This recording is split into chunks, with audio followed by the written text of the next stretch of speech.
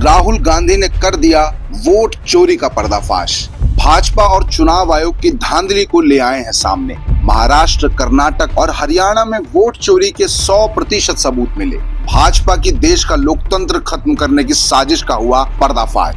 राहुल गांधी जी ने पूरी दुनिया के सामने भाजपा और चुनाव आयोग की पोल खोल दी है। भाजपा और चुनाव आयोग की मिलीभगत से हो रही वोट चोरी का पर्दाफाश कर दिया है। भाजपा ने हरियाणा, महाराष्ट्र और कर्नाटक में वोट चोरी कराई थी, इसके सबूत सामने आ गए।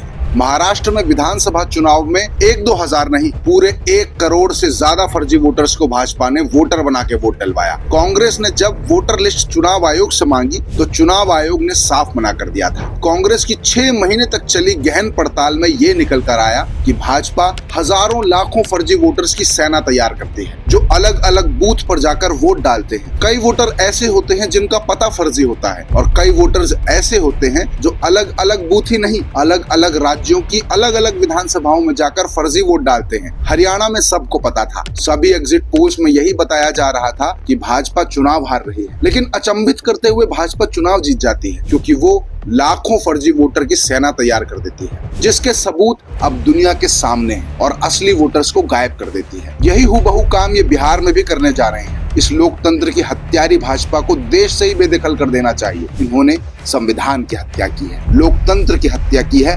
आपके और हमारे अधिकारों की हत्या की है।